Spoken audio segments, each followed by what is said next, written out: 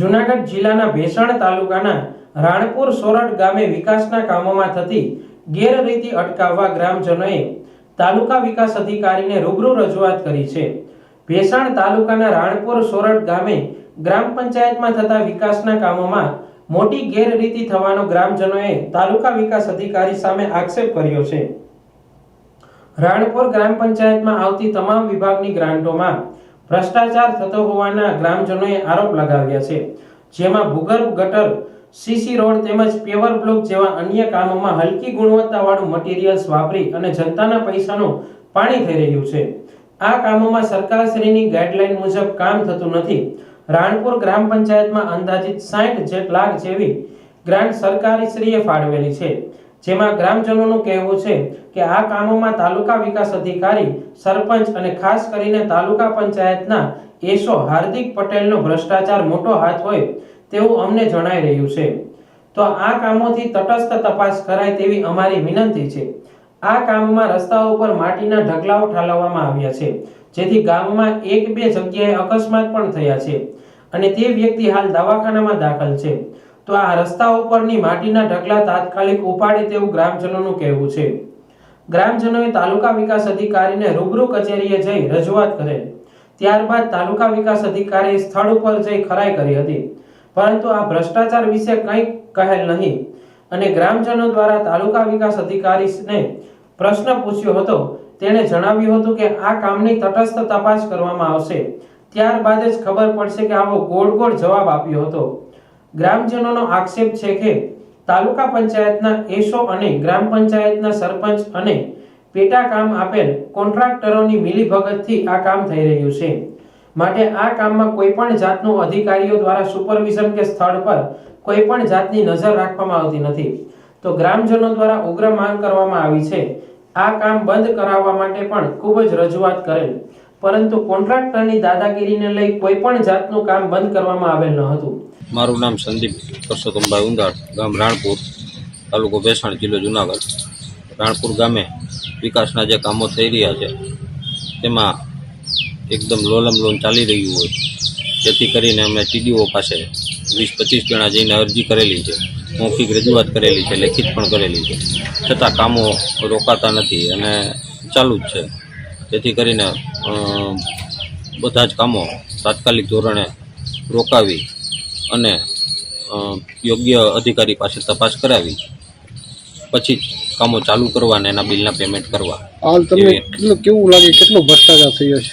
હવે એ તો સાહેબ કઈ ખબર ન પડે। હવે આમાં કેટલા થયા છે કે કામો તો બહુ ઘણા થયા છે વિગતવાર તો એક અમારી શેરીમાં જ ગટર લાઈનનું કામ ચાલે છે, જેમાં હાલમાં માટી ભરાઈ ગયેલી હોવા છતાં કામ ચાલુ છે।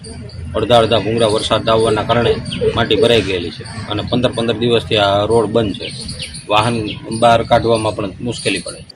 આ કામ ખરેખર બીજા અધિકારી દ્વારા સ્થળ ખરાઈ કરી એસ્ટિમેટ મુજબ થાય છે કે કેમ તેની તપાસ કરવામાં આવે તો આ કામોમાં ગ્રામ પંચાયત દ્વારા મોટા ભ્રષ્ટાચાર થયાનું ખુલ્લું પડશે તેવું ગ્રામજનો કહી રહ્યા છે। આ કામની તપાસ માટે જિલ્લા વિકાસ અધિકારી, તાલુકા વિકાસ અધિકારી, ગ્રામ પંચાયત સહિતના અધિકારીઓને ગ્રામજનો દ્વારા લેખિત જાણ કરાઈ છે। હવે તો જોવાનું રહ્યું કે આ ભ્રષ્ટાચાર સામે અધિકારીઓ દ્વારા શું પગલાં લેવામાં આવે। સાથે સાથે રાણપુર ગામમાં જ્યાં દલિત સમાજ મોટા પ્રમાણમાં વસવાટ કરે છે, ત્યાં ઘણી વખત ગ્રામજનો દ્વારા રજૂઆત કરવામાં આવેલ કે અહીંયા વરસાદી માહોલમાં મોટા પ્રમાણમાં પાણી ભરાય છે, તો ગ્રામ પંચાયત દ્વારા જે પાણીના નિકાલની જગ્યાએ માટી નાખવામાં આવી છે તે તુરંત હટાવી લેવામાં આવે। જો હટાવવામાં નહીં આવે તો આગામી દિવસોમાં દલિત સમાજ દ્વારા ગ્રામ પંચાયતને લેખિત જાણ કરવામાં આવશે। મારું નામ પિન્ટુ ઉંધાર, ગામ રાણપુર, ભેસાણ તાલુકો। અંદાજિત 60 થી 70 લાખના કામ હાલે છે રાણપુર ગામ અંદર, ટોટલ ગટર લાઇનના, બ્લોકના, સીસી રોડના, બરાબર। જે કોઈ અધિકારી સ્થળ ઉપર મુલાકાત, એસો કે કોઈ અધિકારી કે કોઈ સ્થળની મુલાકાત નથી લીધી, બરાબર, કામ હાલે એની, અને કાગળ ઉપર એમને કહીએ છીએ કે કામ એસ્ટિમેટ મુજબ થાય છે, બરાબર। તો એસ્ટિમેટ મુજબ કામ થતા હોય તો અત્યારે ટીડીઓ સાહેબને મેં રૂબરૂમાં બતાવ્યું, મેં કીધું આ અત્યારે ગટર લાઇનનું કામ હાલે એ એસ્ટિમેટમાં છે રિંગ બારી પાઇપ, રિંગ ફિટ જોઈન્ટ, તો એ ટીડીઓ સાહેબને એને દેખાયેલું, બરાબર, કાંઈ રિંગ ફિટ જોઈન્ટ નથી, બરાબર। તો એસો હાર્દિક પટેલ મને એને એવું કીધું કે જે કામ છે ને એસ્ટિમેટ મુજબ થાય છે. સ્થળ ઉપર મેં મુલાકાત કરી છે, એ કોઈ અધિકારી સ્થળ ઉપર આવતા નથી. અને હાર્દિક પટેલ મેન આમાં મિલીભગત છે.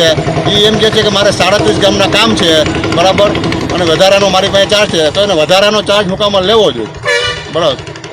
એનાથી જેટલું થાય એટલું જ કરે, વધારાનો ચાર્જ સુકામાં લેવો જોઈએ. ખાસ તમારે કેવું ને એવું થાય કે અધિકારીઓ આવતા નથી સાઈડ ઉપર. હા, અધિકારીઓ આવતા નથી અને કહી દે છે અમે કાગળ ઉપર કે અમે સર વિઝિટ કરી, કામ એસ્ટિમેટ મુજબ થાય છે. મેં હાર્દિક પટેલ એને મારો નંબર બ્લોક કરી દીધો. મેં એને વોટ્સઅપ કર્યો કુંડીનો માપ કરીને. એને મને એમ કીધું 600 બાય 600ની કુંડી છે. મેં એને માપીને વોટ્સઅપ કર્યો તો એને તે પછી મારો નંબર બ્લોક કરી દીધો.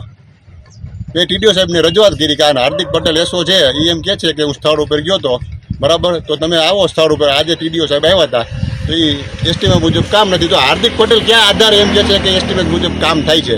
એટલે મારા ડીડીઓ સાહેબને વિનંતી, વિકાસ કમિશનર સાહેબને વિનંતી છે, બરાબર, કે તમે હાર્દિક પટેલને પૂછો એસોને. તો લોકોએ કોઈ કામ ચાલુ રાખ્યા છે, બંધ રાખ્યા છે? કામ ચાલુ જ છે. ટીડીઓ સાહેબે આ બધા અધિકારીઓની મિલીભગત છે. ટીડીઓ સાહેબની મિલીભગત છે, કોન્ટ્રાક્ટરની મિલીભગત છે, રાણપુર પંચાયતની મિલીભગત છે, અને એસો મેન હાર્દિક પટેલ આવતા જ નથી. પછી ક્યારેય વિઝિટ નથી કરતા એ કોઈ અધિકારી.